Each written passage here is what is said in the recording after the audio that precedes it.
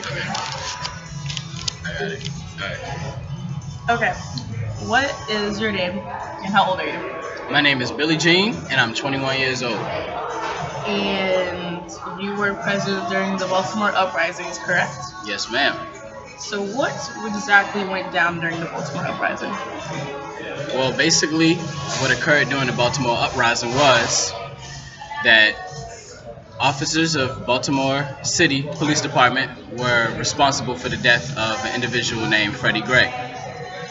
During their custody, it was recorded that he had a broken spine, and it was believed that they were responsible for his death. Indeed. I know there were protests and riots that happened, correct? Yes, ma'am. Alright. Do you believe there's a similarity between what black people do with the cops versus like segregation, MLK movement, not being able to vote, stuff back then? I believe so. I believe that, whenever African Americans, along with any other race, feels as though they're being treated unfairly, then they are likely to react in a way that could be violent or could provoke change in their community.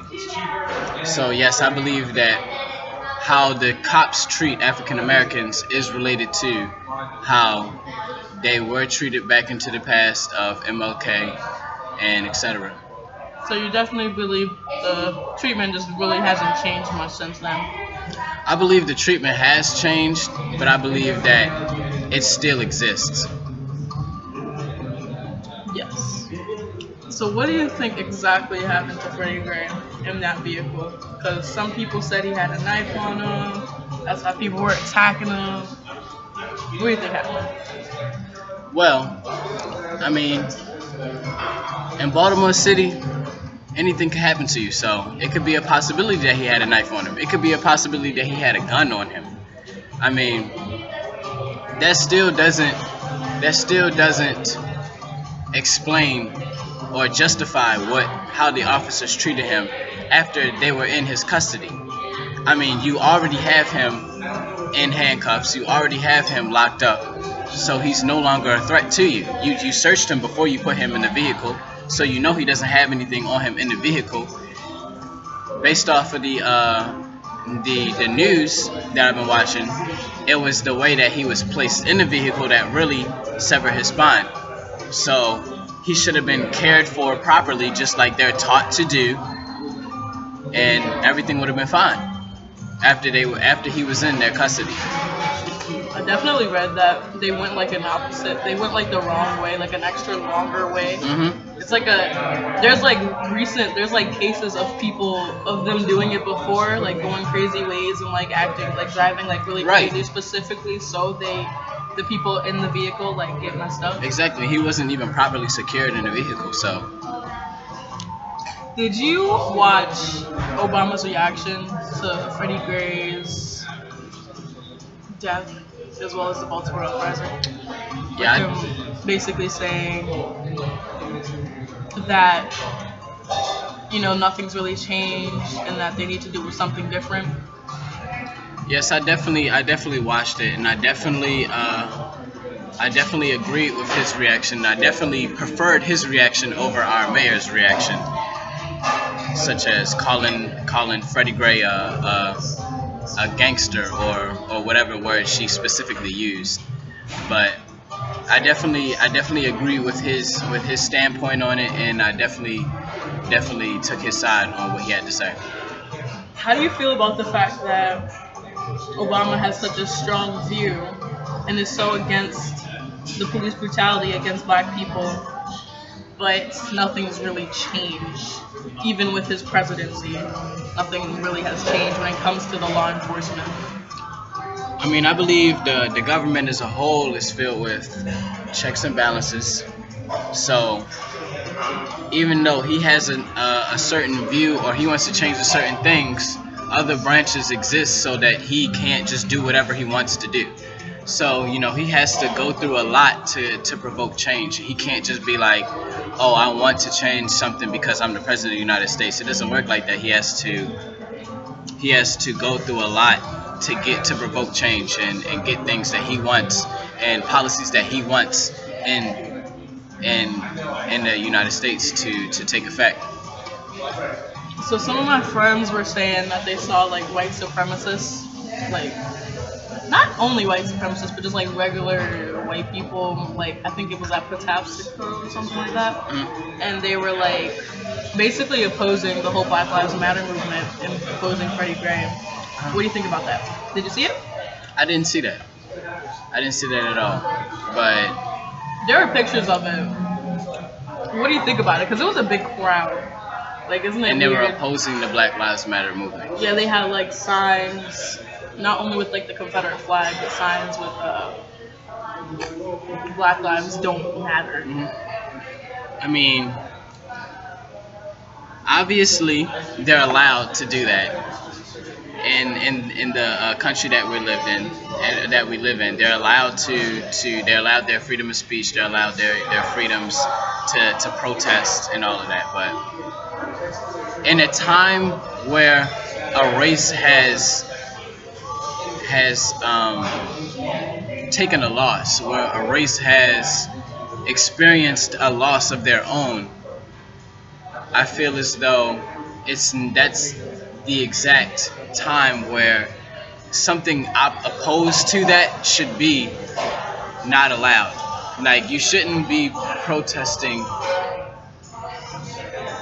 against a protesting race. Like, it's just too much going on. But they're allowed to protest whatever they want to, and they're gonna say whatever they want to at the end of the day. What do you think? Well, what specifically do you think? Well, no, not what. But why do you think the uprising specifically happened when Freddie Gray got murdered?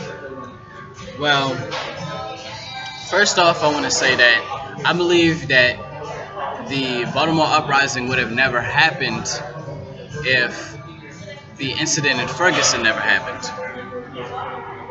I want to say that the Baltimore uprising happened because of a continuing buildup of events that led to this larger event that got national attention. I feel as though black people in Baltimore have been experiencing this injustice from the police for a long time.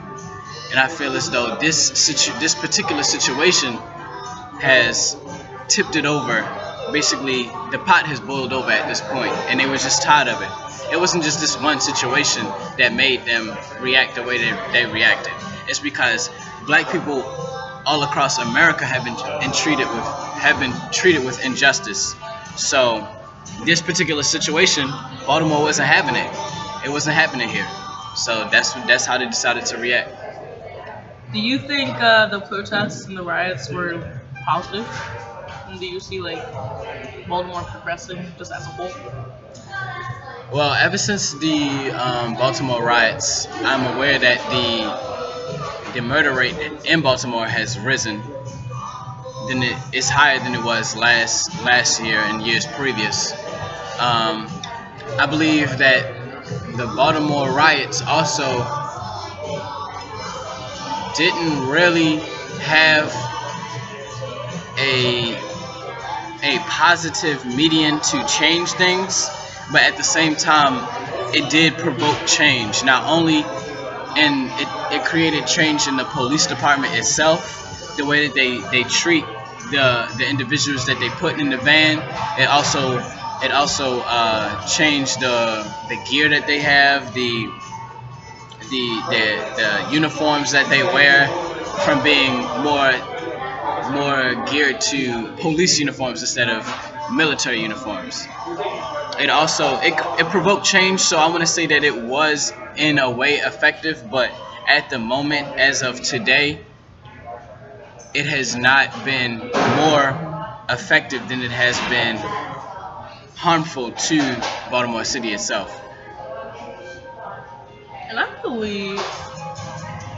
think a lot of the pent up anger that everybody had was probably because nobody really cared about Baltimore. Exactly. Until the protests happened. Yeah, nobody. Baltimore was just, he was here. He was Maryland. Any last thoughts? Any last thoughts? No, not really. Cool. We're signing off. How do I do this? You just do that.